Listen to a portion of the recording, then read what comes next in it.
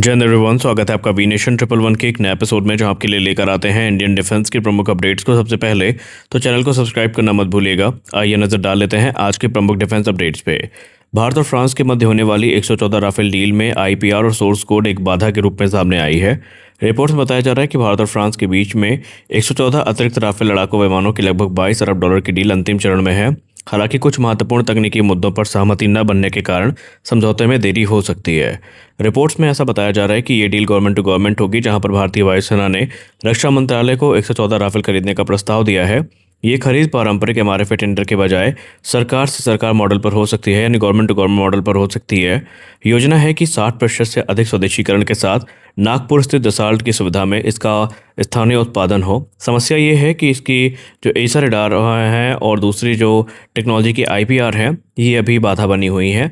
भारत चाहता है कि राफेल के RBE-2 एसर रडार से संबंधित तकनीकी अधिकार यानी आईपीआर और जानकारी फ्रांस भारत को उपलब्ध करवाए, लेकिन फ्रांसीसी कंपनी थेल्स इस रडार की जो आईपीआर है वो अपने पास ही रखना चाहती है। और अगर आईपीआर नहीं मिलता है तो भविष्य में भारत रडार में स्वतंत्र रूप से बदलाव नहीं कर सकेगा और अपने अनुरूप उसे ढाल नहीं सकेगा। वहीं सोर्स कोड पर भी बवाल मचा हुआ है। ट्रिपल एस डिफेंस के CEO विवेक कृष्णन सर ने भारत की रक्षा आपूर्ति श्रृंखला यानी डिफेंस सप्लाई चेन में विदेशी देशों की अत्यधिक निर्भरता को लेकर गंभीर चिंता जताई है। उनका कहना है कि केवल हथियार खरीद लेना पर्याप्त नहीं है, उनके स्पेयर पार्ट्स, मेंटेनेंस और सप्लाई चेन का देश के भीतर उपलब्ध होना भी उतना ही आवश्यक है। उन्होंने कहा कि यदि किसी शक्तिशाली सहयोगी देश से संबंध बिगड़ते हैं, ये युद्ध जैसी स्थिति बनती है, तो हथियारों के स्पेयर पार्ट्स और तकनीकी सहायता रुक सकती है। इससे सेना की ऑपरेशनल क्षमता प्रभावित हो सकती है। उन्होंने कहा सिर्फ TOT काफ़ी नहीं होती। कई रक्षा सौदों में ट्रांसफर ऑफ टेक्नोलॉजी होने के बावजूद जो क्रिटिकल कंपोनेंट्स हैं ये विदेशों में ही बनते हैं। इससे भारत उन हथियारों का स्वतंत्र रूप से रखरखाव या उत्पादन नहीं कर पाता। MP5 सब मशीन गन का उदाहरण भी काफ़ी प्रमुख है। विवेक कृष्णन सर का दावा है कि हज़ारों हेक्लेरन कोश MP5 यानी जो सब मशीन गन है, इनके स्पेयर पार्ट्स की कमी के कारण ये वर्षों तक इस्तेमाल नहीं हो सके और कुछ हाई एंड पिस्टलों के लिए जो वारंटी अवधि में भी रिप्लेसमेंट उपलब्ध नहीं हुए। यानी कुल मिलाकर उन्होंने कहा कि आत्मनिर्भर रक्षा उत्पादन केवल हथियार बनाने तक सीमित नहीं होना चाहिए। अगर स्पेयर पार्ट्स, मरम्मत, अपग्रेड और पूरी सप्लाई चेन भी भारत में विकसित नहीं होती है तो किसी बड़े संघर्ष के समय विदेशी निर्भरता भारत के लिए काफ़ी खतरनाक साबित हो सकती है। भारत का स्वदेशी भार्गवास्त्र काउंटर ड्रोन सिस्टम आने वाले वर्षों में केवल एक short range anti drone system नहीं रहेगा, बल्कि 2030 तक 3 लेयर का यानी 3 लेयर एयर डिफेंस सिस्टम के रूप में विकसित किया जाएगा। ये जानकारी solar defence and aerospace limited के चेयरमैन सत्यनारायण नुवाल सर ने नागपुर में सिस्टम के प्रदर्शन के बाद कही। उन्होंने कहा कि 2030 तक भार्गवास्त्र 3 अलग अलग रेंज में उपलब्ध होगा: 2.5 किलोमीटर, 6 किलोमीटर और 25 किलोमीटर। ये पूरी योजना भारत के प्रस्तावित सुदर्शन चक्र multi layer air defence network का हिस्सा बनेगी। तीनों रेंज का मतलब अगर बताएं तो 2.5 किलोमीटर में हमें जो वर्तमान आवश्यकता है, ये भारत के जो मौजूदा काउंटर ड्रोन सिस्टम की आवश्यकता है उसको पूरा करेंगे। वहीं 6 किलोमीटर वाला जो संस्करण है ये वर्तमान में विकास के चरण में है। SDAL के अनुसार सिस्टम का इलेक्ट्रो ऑप्टिकल ट्रैकिंग सिस्टम पहले ही 6 किलोमीटर तक लक्ष्य को ट्रैक कर सकता है। कंपनी अब 6 किलोमीटर रेंज वाली इंटरसेप्टर मिसाइल को विकसित कर रही है।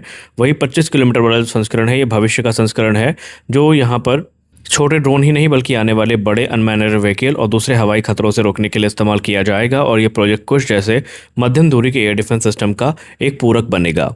DRDO के रिसर्च सेंटर इमारत ने प्रहार मिसाइल लॉन्चर को अपग्रेड और रिफर्बिश करने के लिए रिक्वेस्ट फॉर प्रपोजल जारी किया है। इस अपग्रेड का उद्देश्य पुराने 8x8 प्रहार लॉन्चर को नई प्रलय टैक्टिकल बैलिस्टिक मिसाइल के संचालन के लिए तैयार करना है। प्रहार लॉन्चर का पुनः उपयोग यहाँ पर किया जाएगा। नए लॉन्चर बनाने की बजाय मौजूदा प्रहार लॉन्चरों को संशोधित करके प्रलय मिसाइल के लिए तैयार किया जाएगा। इससे समय और लागत दोनों की बचत होगी। एडवांस कम्युनिकेशन सिस्टम का एकीकरण भी होगा। लॉन्चर में कई नए संचार सिस्टम लगाए जाएंगे, जैसे कि satellite communication, line of site communication, data and network system, optical fibre communication. इसके अलावा जो बैटरी कमांड सेंटर है, इससे भी सुरक्षित कनेक्टिविटी होगी।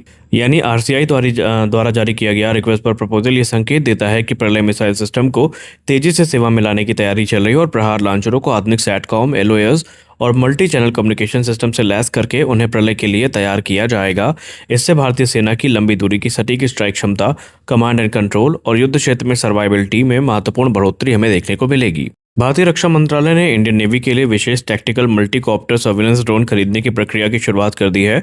इसका उद्देश्य भारतीय नौसैनिक अड्डों, डॉकयार्ड, हथियार भंडार और अन्य संवेदनशील तटीय प्रतिष्ठानों की सुरक्षा को मजबूत बनाना है। यह पहली बार होगा जब भारतीय नौसेना भूमि आधारित परिधि यानी पेरीमीटर सुरक्षा के लिए विशेष रूप से विकसित ड्रोन को शामिल करेंगी। अब यहाँ पर महत्वपूर्ण बातें कुछ सामने निकल के आई इस पूरे प्रोग्राम को लेकर। खरीद बाई इंडियन आईडीडीएम कैटेगरी के अंतर्गत होगी, जो स्वदेशी रक्षा प्रणालियों के लिए सर्वोच्च प्राथमिकता वाली खरीद प्रक्रिया है। सिस्टम में कम से कम 50% इंडिजिनस कंटेंट होना अनिवार्य है। ये ड्रोन 24 घंटे जो नौसैनिक ठिकाने हैं उनकी निगरानी करेगा और संदिग्ध गतिविधियों का तुरंत पता लगाएगा। ड्रोन की क्षमताओं की बात करें तो ये वर्टिकल टेक ऑफ और लैंडिंग फीचर के साथ आएगा। इसमें इलेक्ट्रो ऑप्टिकल इंफ्रारेड सेंसर होने ज़रूरी हैं, कैमरे होने ज़रूरी हैं, 360 डिग्री की निगरानी क्षमता होनी चाहिए। एक साथ 30 से अधिक जो लक्ष्य है उनको ट्रैक करने की क्षमता भी यहाँ पर होनी चाहिए। साथ ही साथ ये दिन और रात दोनों में ऑपरेशनल होना चाहिए। 30x optical zoom, 2x digital zoom और 6x जो इंफ्रारेड जूम है ये भी यहाँ पर होनी चाहिए।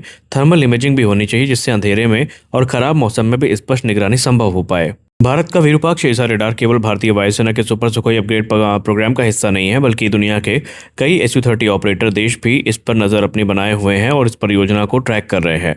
यदि यह सफल होता है तो भारत वैश्विक स्तर पर सुखोई 30 अपग्रेड का एक नया विकल्प बन सकता है। आपको बता दें कि विरूपाक्ष रेडार भारतीय वायुसेना के सुखोई 30 MKI अपग्रेड प्रोग्राम का एक अभिन्न अंग है और ये सुखोई के पुराने N011M बार स्पेसर रेडार को हटाकर अपनी जगह को सुनिश्चित करेगा। इसके साथ नए mission computer, electronic warfare sweet, avionics और भारतीय हथियारों का भी एकीकरण किया जाएगा। इससे SU-30 MKI की detection range, multi target tracking और एंटी जैमिंग कैपेबिलिटी के साथ साथ जो सर्वाइबिलिटी है उसमें भी बड़ा सुधार होगा। दुनिया के कई देशों के पास SU-30 विमान हैं और उनके अलग अलग संस्करण भी हैं। इनमें मलेशिया, वियतनाम, अल्जीरिया और दूसरे अन्य SU-30 ऑपरेटर भी हैं और वो देश इस समय अपग्रेड के लिए भारत की तरफ काफ़ी उम्मीदों के साथ देख रहे हैं, क्योंकि रूस से उन्हें कोई खास सपोर्ट नहीं मिल पा रहा है, क्योंकि रूस ऑलरेडी रशिया यूक्रेन वॉर में काफ़ी ज़्यादा बिजी है और उसके खुद की जो अभी इंडस्ट्रीज़ हैं वो काफ़ी प्रभावित हुई हैं।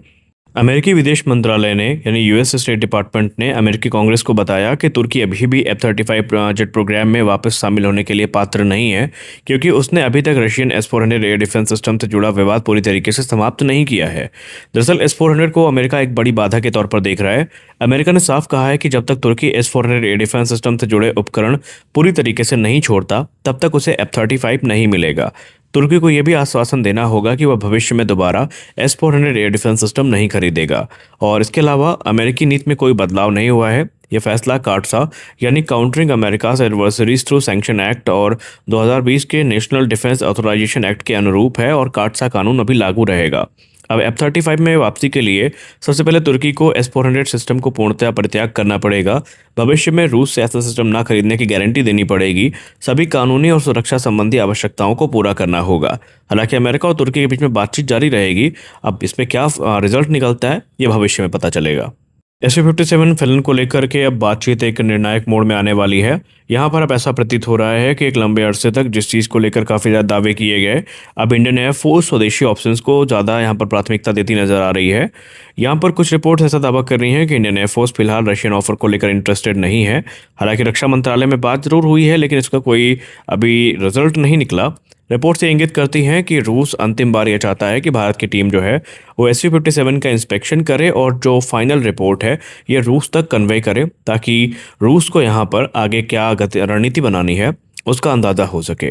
रिपोर्ट्स में बताया जा रहा है कि इंडियन एयरफोर्स इसको लेकर इंटरेस्टेड तो है, लेकिन जिस नंबर पे TOT और दूसरी चीज़ें ऑफर की जा रही है उस नंबर को लेकर अभी आम सहमति नहीं बन पाई है।